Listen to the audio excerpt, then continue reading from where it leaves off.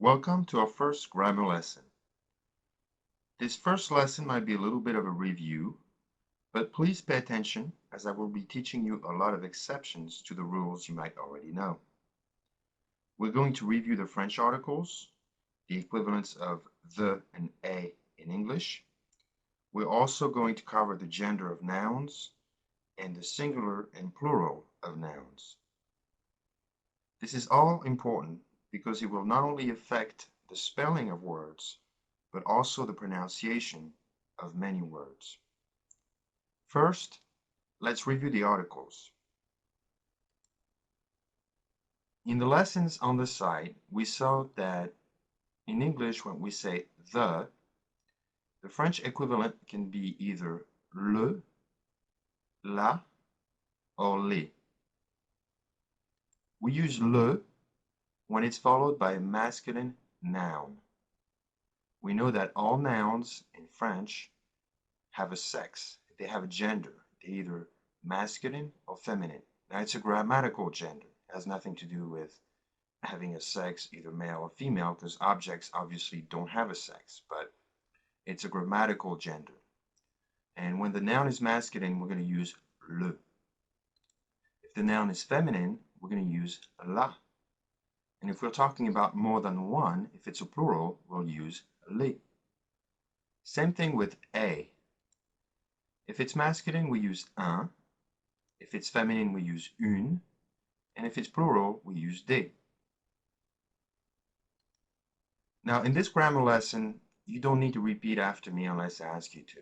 This is a brief review, and this is a theory lesson. In the third video, we're going to do a lot of practice together, and we'll put that into practice, and you'll repeat after me, and that's basically all we'll be doing in the third video. For example, the cow is feminine, grammatically feminine.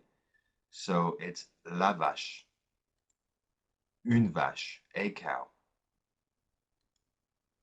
The horse is masculine, le cheval, un cheval, a horse. The boat, always masculine, un bateau. The car is feminine, une voiture. The alarm clock, un réveil, is masculine, but the watch is feminine, une montre. In English, when we talk about something in general, we usually don't use the article. We don't use the or a, we just say, I like chocolate. In French, we do use le or la. For example, j'aime le chocolat. I like chocolate. J'aime le chocolat. J'aime la musique. I like music. La musique is feminine. La musique. When the noun starts with a vowel, le and la will become L apostrophe. Examples. J'aime l'été. I like summer. Un été is masculine, but we're not going to say j'aime le été. We're simply going to say j'aime l'été.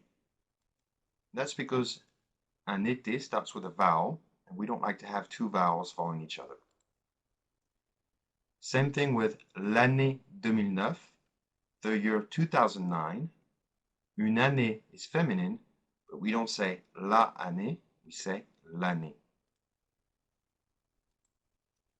Same thing with the water, l'eau, starts with a vowel, so we use L apostrophe.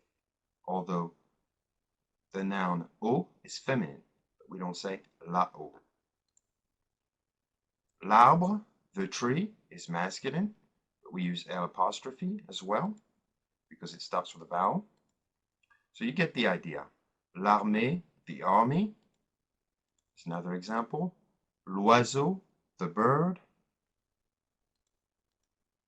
Now, when in English we use some, in French we use what's called a partitive article, meaning we want some of something, but we don't want all of it. For example, we want some bread.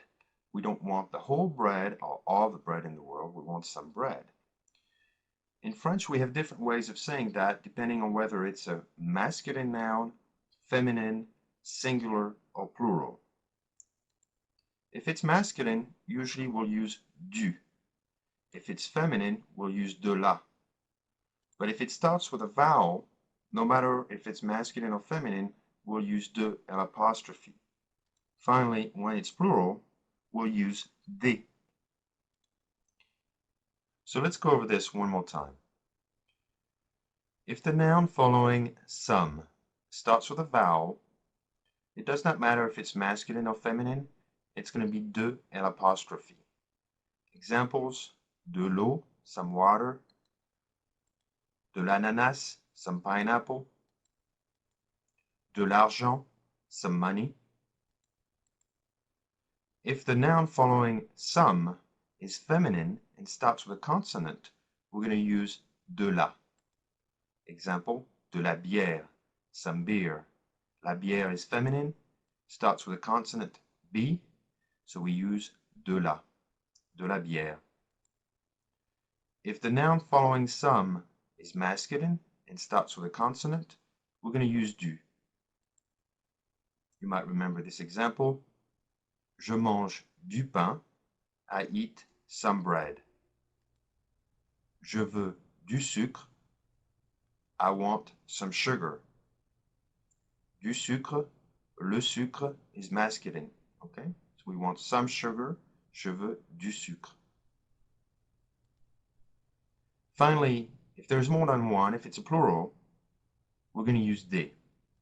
Example: des jouets, some toys, des jouets. Des œufs, some eggs, des œufs. So that wraps it up for the articles. Now let's look at the gender of nouns. As I mentioned earlier, nouns are either masculine or feminine.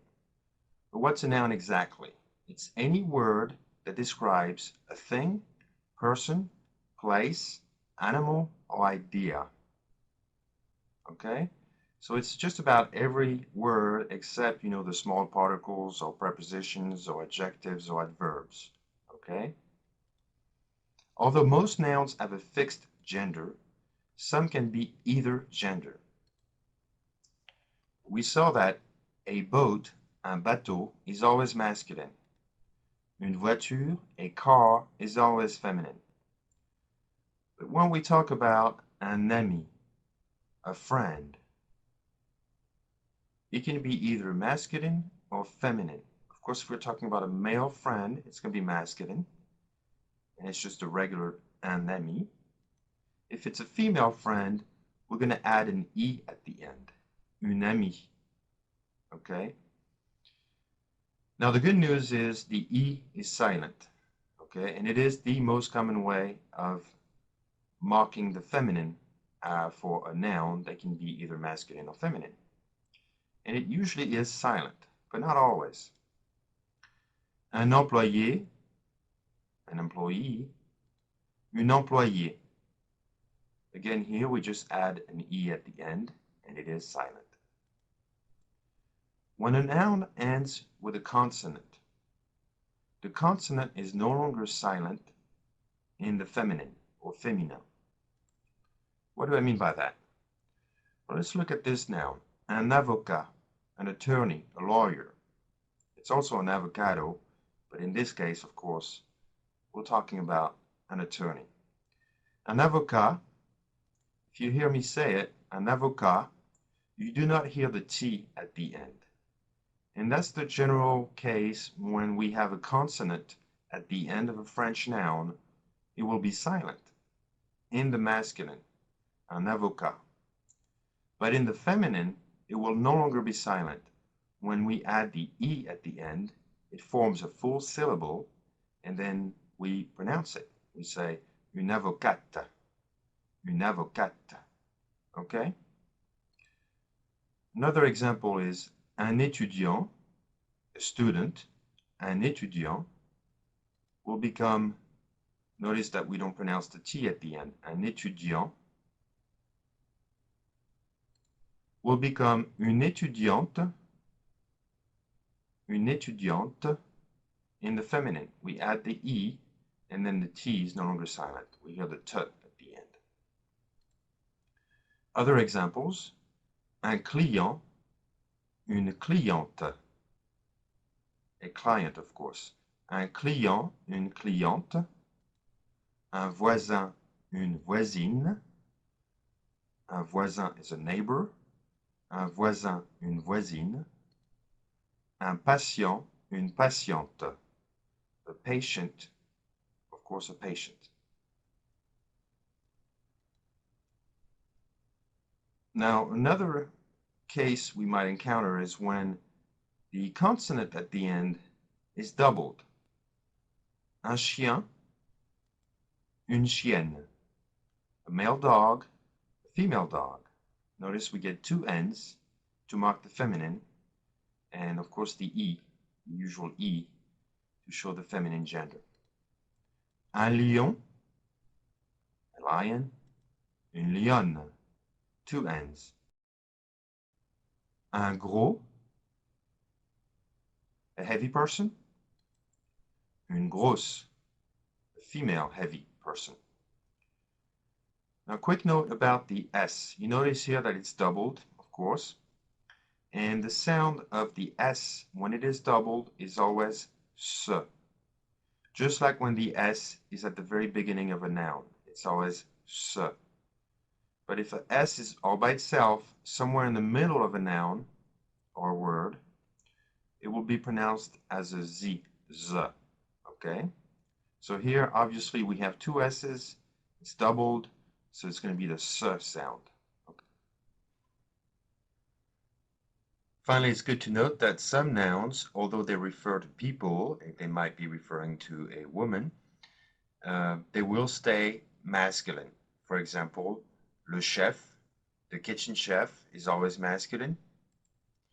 Le docteur, the doctor, is always masculine, even if we're talking about a female doctor.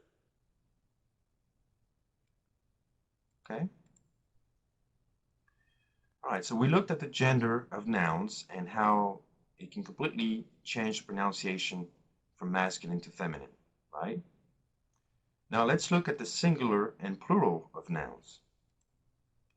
The general rule, just like in English, for the plural of nouns, we just add an S at the end. La vache, les vaches.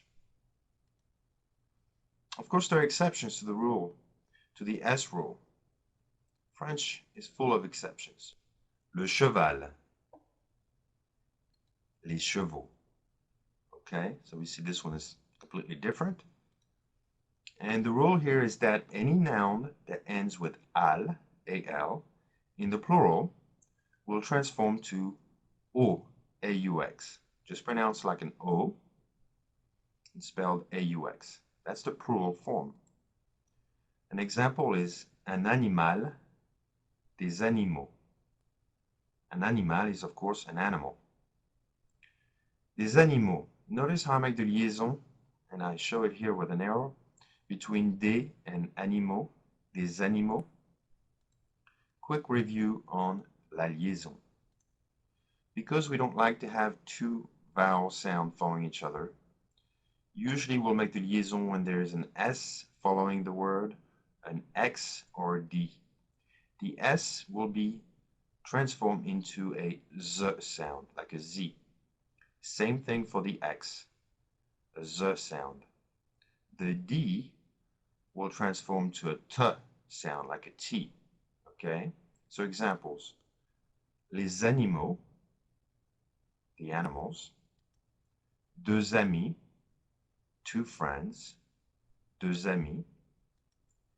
Finally, quand il vient, when he comes. Quand il vient, the D is pronounced as a T. Quand il vient. Okay? So we'll see many examples.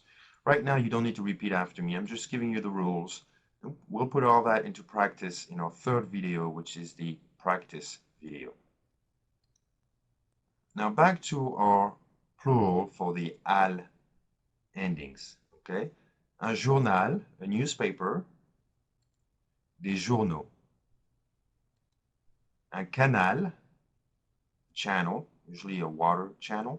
Un canal, des canaux.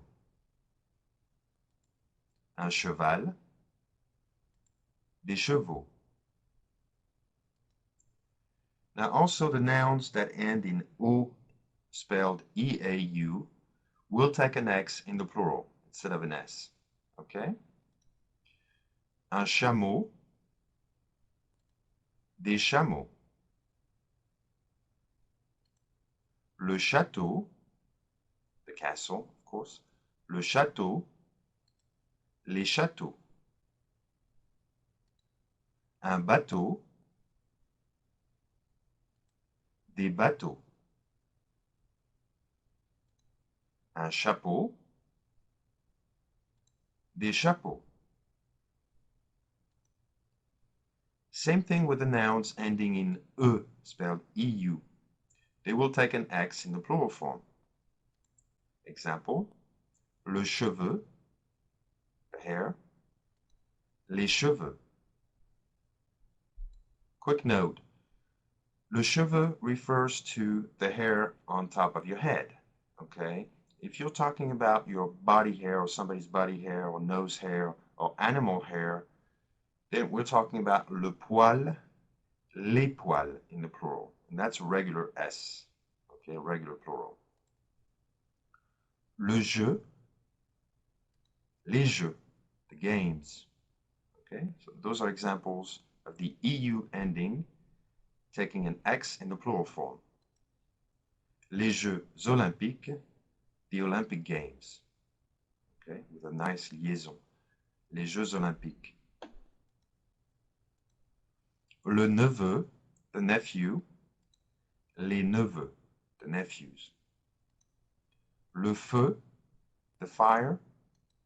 Les feux, the fires, the traffic lights. Les feux d'artifice, the fireworks. Okay? So those are just examples of EU endings that take an X in the plural. Now, the only exception to the EU endings taking an X in the plural form is les pneus, the tires. That's the only one that will take an S.